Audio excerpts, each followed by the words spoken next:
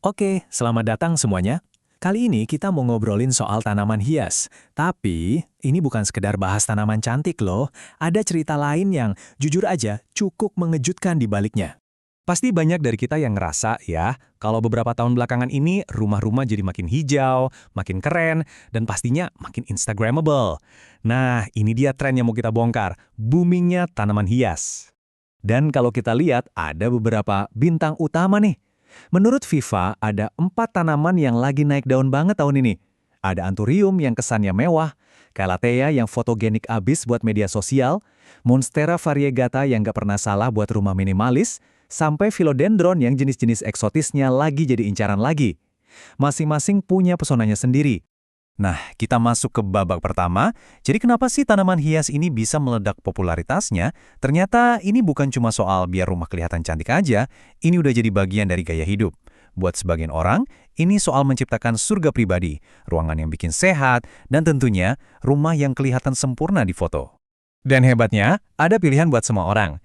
Buat para kolektor sejati, mungkin mereka ngejar anthurium yang daunnya gelap dan uratnya tegas gitu kan, kelihatan eksklusif. Tapi buat kita yang pemula atau mungkin super sibuk, ya udah, ada kaktus dan sukulen yang perawatannya gampang banget. Jadi, apapun gaya hidup kamu, pasti ada tanamannya. Oke, kita sibuk banget ya menata ruang hijau di dalam rumah kita. Tapi, pernah kepikiran nggak sih, di saat yang sama, apa yang terjadi sama tanaman-tanaman yang di luar sana? Tanaman yang nggak kita lihat di pot-pot cantik kita? Nah, ini dia. Mari kita geser sedikit fokus kita dari dalam rumah ke dunia yang lebih luas. Karena ada cerita lain yang, ya, jauh lebih besar dan lebih genting sedang terjadi. Dan angkanya bukan main-main. Ada 40.000 spesies pohon. Bayangin, 40.000. Semuanya masuk dalam daftar merah spesies terancam punah dari IUCN. Ini angka yang besar banget. Ini nih yang saya sebut tadi sebagai dunia yang beresiko. Ada sebuah krisis yang mungkin nggak banyak kita dengar. Jadi, ada kontras yang luar biasa kan? Di satu sisi, beberapa jenis tanaman jadi super populer, harganya meroket. Di sisi lain, ribuan spesies lain di luar sana justru diam-diam menuju kepunahan. Dan jangan kira ini masalah di negara lain aja. Krisis ini terjadi di halaman belakang rumah kita sendiri. Di Indonesia, coba lihat deh, ada lebih dari 5.000 spesies tumbuhan yang masuk daftar merah IUCN. Dari jumlah itu, 208 spesies statusnya kritis dan 474 terancam punah. Ini benar-benar darurat. Beberapa di antaranya mungkin namanya familiar buat kita. Contohnya, pohon gaharu yang harganya selangit karena resinnya yang wangi. Statusnya sekarang kritis. Atau yang lebih menyedihkan, mangga Kalimantan, statusnya punah di alam liar. Artinya, kita nggak akan bisa lagi nemuin pohon ini tumbuh secara alami di habitat aslinya. Terus, siapa biang keladinya? Jawabannya, sayangnya cukup jelas. Ancaman utamanya datang dari kita, manusia. Perubahan fungsi lahan buat pertanian, perkebunan, dan penebangan hutan besar-besaran, inilah penyebab utama kenapa kita kehilangan begitu banyak keanekaragaman hayati. Jadi muncul pertanyaan besar kan, kok bisa sih di satu sisi kita bisa memproduksi jutaan tanaman hias yang seragam, sempurna buat ngisi rumah kita, tapi di sisi lain ribuan spesies di alam liar malah menghilang. Gimana dua hal ini bisa terjadi bersamaan? Nah, untuk menjawab itu, kita perlu sedikit masuk ke dunia sains. Kita akan bedah soal ilmu cloning. Tenang, ini seru kok. Jawabannya itu ada di sebuah proses biologis yang sebenarnya dipakai oleh alam dan juga dimanfaatkan oleh manusia. Namanya perbanyakan vegetatif. Gampangnya gini, ini adalah cara bikin tanaman baru bukan dari biji, tapi dari potongan tanaman induknya. Bisa dari batang, daun, atau akar. Hasilnya, tanaman baru yang 100% identik secara genetik. Cloning lah istilahnya. Kenapa ini penting? Buat industri ini jaminan mutu. Semua hasilnya bakal sama persis. Tapi, seperti biasa, ada plus minusnya.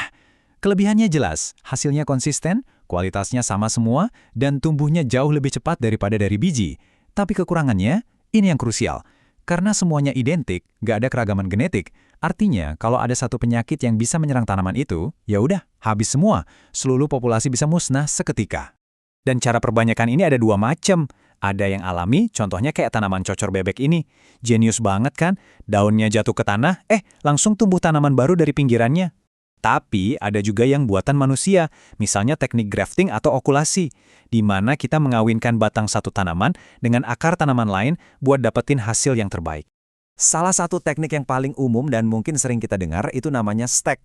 Prosesnya sebenarnya sederhana banget. Kita ambil batang atau daun yang sehat, potong, kadang-kadang dikasih hormon akar biar cepat tumbuh, terus tanam di media tanam.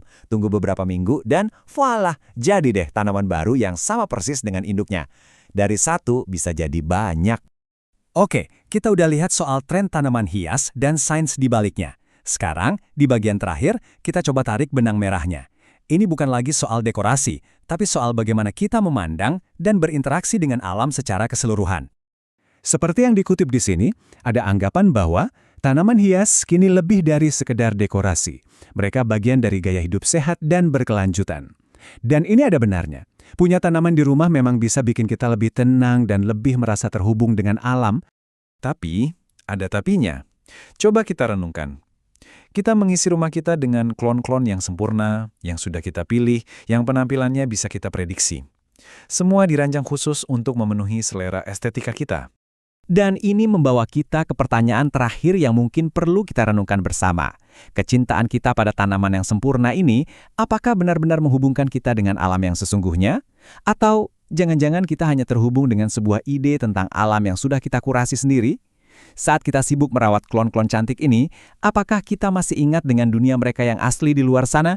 Dunia yang liar, yang beragam, dan yang, sayangnya, semakin rapuh